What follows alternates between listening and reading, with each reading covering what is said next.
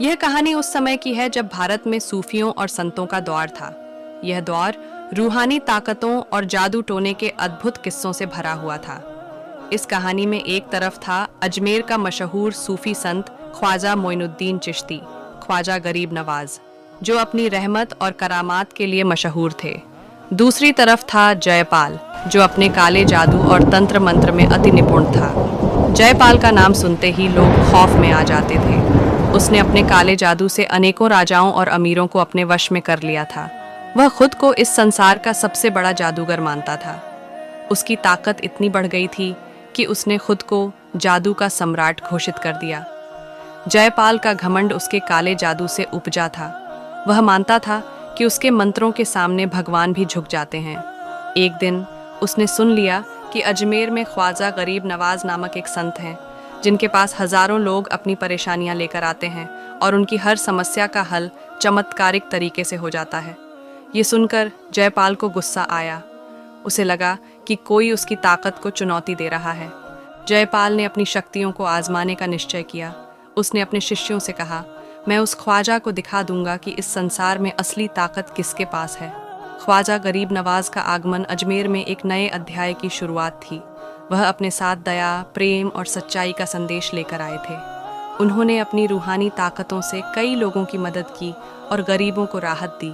अजमेर के राजा पृथ्वीराज चौहान को भी उनकी करामातों की खबर मिली, लेकिन जयपाल यह सब देखकर जलने लगा। उसने तय किया कि वह ख्वाजा गरीब नवाज को हराकर साबित करेगा कि उसकी ताकत सबसे बड़ी है। एक दिन जयपाल ने ख्वाजा गरीब नवाज को खुली चुनौती दी। उसने अपने शिष्यों के साथ ख्वाजा गरीब नवाज के पास जाकर कहा, अगर तुम सच में इतने बड़े संत हो तो मेरी शक्तियों का सामना करो। अगर तुम जीत गए तो मैं तुम्हारे आगे सिर झुका दूंगा, लेकिन अगर मैं जीत गया तो तुम्हें यह जगह छोड़नी होगी। ख्वाजा गरीब नवाज ने मुस्कुराते हुए कहा, हमारे बीच कोई मुकाबला नहीं है, क्योंकि मेरी ताकत ईश्वर की दी हुई है और तुम्हारी ताकत तुम्हारे अहंकार की। लेकिन अगर तुम्हें यकीन दिलाना ही है तो मैं तुम्हारी चुनौती स्वीकार करता हूँ। जयपाल ने अपनी पहली चाल चली। उसने एक बड़े मैदान में हजारों लोगों को बुलाया और अपने काले जादू का प्रदर्शन किया।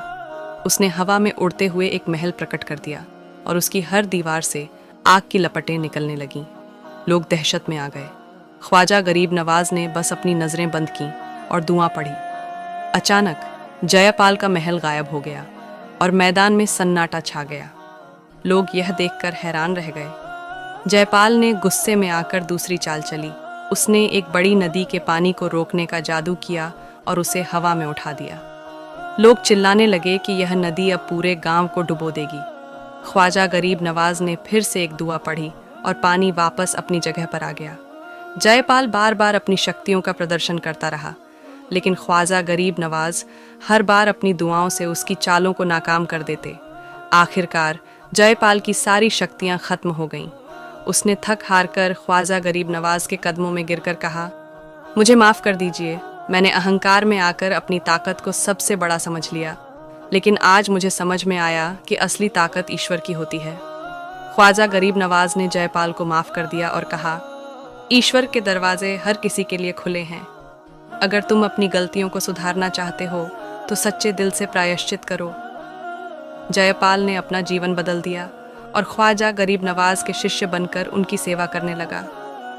यह कहानी हमें सिखाती है कि अहंकार और काले जादू से कुछ हासिल नहीं होता।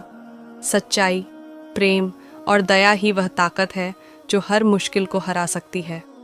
ख्वाजा गरीब नवाज की यह कहानी आज भी हमें यह संदेश देती है कि असली शक्ति ईश्वर की होती है और वही हमारे जीवन का आधार है।